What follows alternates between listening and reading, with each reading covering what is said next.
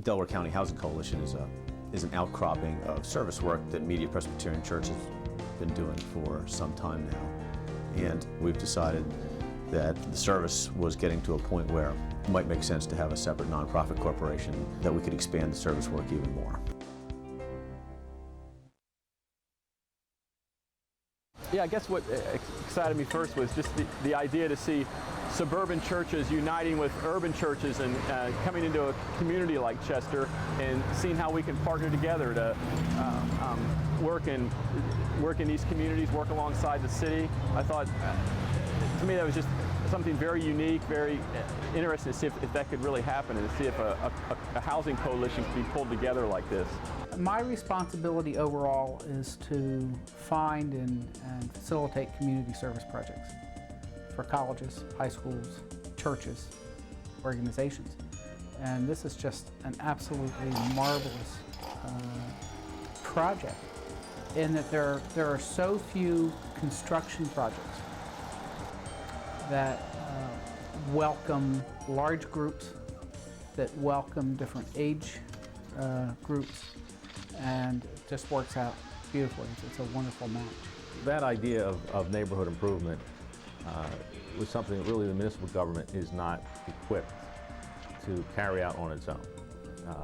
The mobilization of volunteers with the kind of talent that the volunteer pool brought to the task, the financial resources that were both spent and donated,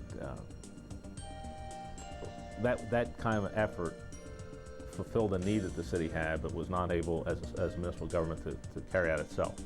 Maybe one time our church actually had it up where we just did a community cleanup, but seeing anything like this, no. I never really seen anything to this gravity. I think it's great. There's so many positive things that has taken place. And with our youth and our congregation, they're surprised to see so much happening.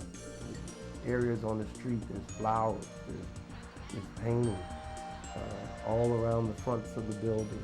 There's porches. We have members in our church, and there's one particular member in our church has said something that's over and over again. He's a leader in our ministry, but has not been able to replace a porch. And I believe he said it was 4 or 5 men, along with himself, were able to replace a porch that you figure would have cost at least $3,000. And it didn't cost him anything. And he's still thanking God as to all that took place in those weeks. And he's excited about his porch. He can walk across his porch and feel comfortable that it's not going to fall through. And there's numerous porches. I don't know if it's over 20 or 30 porches, but it's up in that number that has been renovated. And I can ride down the street and see how much work has happened. The trees are cut down, and they had a particular company that came in and turned those trees into mulch that was passed around in the community under the flowers and flower beds. And it's just wonderful. They come prepared. The fact that they are willing to work within the existing infrastructure rather than reinventing the wheel. The fact that they are not looking for publicity and press releases first and then building the work to follow the press release and the opportunity for publicity, but rather doing the work first, and if there's publicity, that's fine. They have achieved, in my opinion, the most comprehensive result and the most consistent effort with the largest number of people that I've seen in the city in my 10 years in the city, and not even by a narrow margin, by a wide margin. For the city of Chester, for anyone interested in neighborhood revitalization, involving residents in the process, I think that what they've done in the city of Chester does provide an excellent template, an excellent model for other nonprofits who want to do that. Our first year we went out, the responses were like, nothing is free. Get out of here. People just really didn't believe that we were doing the work for free. But after like the first week when Media Presbyterian came in, I think they had a little over 150 volunteers. The residents was looking for us like, this is wonderful, praise God, thank you, and it was just awesome. I was kind of skeptical because we have heard of things in the past that people are going to do things and never really came through or came around. But this is actually one time that it actually happened, and we're excited about that. The following year when we came out, the residents just were coming out, helping out, whether they were painting their own homes or just supplying water. It's been great. For example, I just seen a couple of neighbors up here. We just worked on a house, and as we were working on a house, I was painting the lady's steps, and she came out, and she happened to see one of her neighbors from down the street that she hasn't really talked to in a long time, and they sat and they talked for about 25 minutes. So I think that it really brings a whole lot of closeness to the neighborhoods as well. I've been exposed to lots of different people in my life, but kind of just taking the 1 mile drive down to Chester and working with the service projects and working with the team there, and kind of just doing one porch rail at a time, or working with one person at a time, or getting to know one person in the community seems to bring a greater joy. We've had a number of homeowners who were elderly that couldn't work on their properties that have been really pleased with the work that has been done, and I think it's become a more viable neighborhood that people want to live in. So that's really actually a lot of progress in a 2-year period of time. Nobody's from Media Presbyterian, is from Chester, so they're here to help us, and I think consistency, dedication, and the work that they do is just really awesome. I don't have a very optimistic view on how much we really can transform society.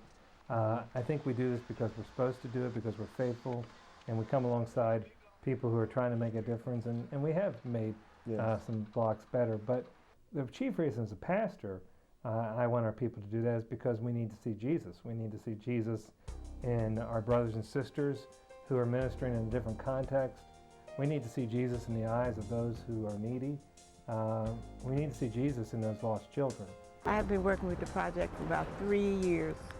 Every summer when they come out here to work, I always come out here with them. I always get up on time and come out and work, because I feel like, it makes me feel good to be out here planting flowers and doing things for the community. I look forward to that every summer. One of the things that's happened every time we've been down there, we start working on the street, and people in the neighborhood come out and start working with us. And I think we gave 20 T-shirts away last time of children who came out and wanted to work with us. And see if by standing with Sydney in this neighborhood, that gives those folks enough courage to continue to fight for their neighborhood, then that alone is worth everything. We'll be moving into the area the middle of June as sort of an extension to the program. We'll be living by the DCHC building and sort of trying to just be in the gap, be in a gap between Media and Chester, and to just have a family reunion with people here ongoing. I feel right now we're just coming to be known within the community. We're trying to gain not necessarily respect, but trust in the community. And following that, I think is where we are now in the building relationships aspect. And we're starting to build relationships within the community. And that's, for myself, that's the purpose of the whole program. They've been in Chester for a while, and it's just seeing more of their presence being known and observed, and it's that much more special. We really want to be an encouragement. We need Freedom Baptist and other churches and other groups in Chester to help us, teach us how we can best help. We don't want to be the great heroes coming in from the suburbs. We don't need that for our souls, and they certainly don't need that. There's been enough of that kind of mentality in Chester, and they come and then they leave. We want to be there for a long time. We never want to be about the organization. We want to be about the people that we are serving. It's not just a weekend dabbling activity, but it really is part of a larger comprehensive strategy to improve the community. I know it's working. It is actually working because I see it working. I'm able to be involved and to know that it's not only working, but that it's going to go really far and make a great change in the city. I think it was St. Teresa of Avila who said, be the hands and the feet of Christ. And so we just kind of started with that basic premise. And we have just kind of used that as our operating statement, and It has just kind of exploded in ways that we didn't expect. And so do we know where we're going to be 5 years from now? No, we're going to keep doing what it is that we do, and that's serving the least of those. And we'll see where it takes us.